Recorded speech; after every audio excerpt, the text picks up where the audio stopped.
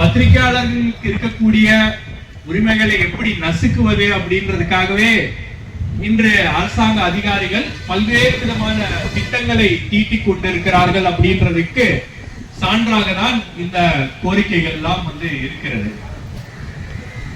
ஒரு accreditation card வாங்குறதுக்காக சிறு பத்திரிகையாளர்கள் எல்லாம் நாம 10,000 பத்திரிகைகள் பிரிண்ட் பண்றோம் அப்படின்றத காமிக்கணும். அதுக்கு சர்டிபிகேட் கொடுங்க.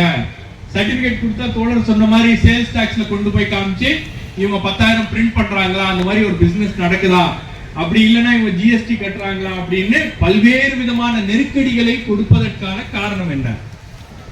நாம உங்ககிட்ட கேட்கறது சலுகை கிடையாது, எங்களுடைய உரிமைகளை கேட்கிறோம். எங்களை அங்கீகரிக்க எங்களுக்கான அங்கீகார அட்டைகளை கொடுங்க அப்படின்னு கேட்கிறோம்.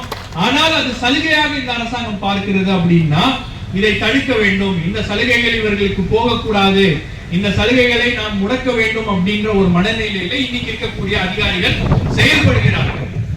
இந்த அதிகாரிகள் இப்படிப்பட்ட மனநிலையில் இருக்கக்கூடிய அதிகாரிகளுக்கு இந்த குழுக்களை அமைக்கிறார்கள். அது அக்ரிடேஷன் கமிட்டி, மற்ற கமிட்டி இருக்கு. அதுல இருக்கக்கூடிய மூத்த பத்திரிகையாளர் ஒரு சில பேர் ஆமா இது சரியான முடிவு அப்படின்னு அவங்களுக்கு ஆதரவு தெரிவிப்பதன் மூலம் இங்க இருக்கக்கூடிய பத்திரிகையாளர்களுடைய ஆதரவு இருந்தா போதும், மற்ற பத்திரிகையாளர்களுடைய ஆதரவு இந்த அரசாங்கத்துக்கும் தேவையில்லை, யாருக்கும் தேவையில்லை, எங்களோட இணக்கமாக இருக்கக்கூடிய அந்த 4 பத்திரிகையாளர்கள் இருந்தால் போதும், அவர்கள் செய்தி வெளியிட்டால் போதும், அவர்கள் டிவி நிகழ்ச்சிகளில் பேசினால் போதும், மற்ற சிறு குறு பத்திரிகையாளர்கள் நமக்கு தேவையில்லை அப்படின்ற மனநிலையில இந்த அரசாங்க அதிகாரிகளும் அரசாங்கமும் போய்விட்டதா அப்படின்ற சந்தேகம் தான் நமக்கு எழுகிறது.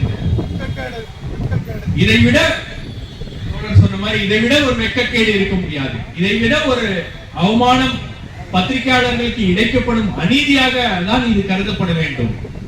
ஏன்னா இது பேசிக்கா அவங்க என்ன பண்றாங்கன்னா சிறு குறு பத்திரிகையாளர்களை இன்சல்ட் பண்ணுவது, சிறு குறு பத்திரிகையாளர்களை எள்ளி நகையாடுவது, அவங்களை நீங்க பத்திரிகையாளர்களாக இருப்பதற்கு தகுதியே இல்லாதவர்கள் அப்படின்ற மாதிரி ஒரு மனநிலைக்கு நம்மளை தள்ளுவது அப்படின்ற ஒரு சூழல் தான் இவங்க உருவாக்குறாங்க.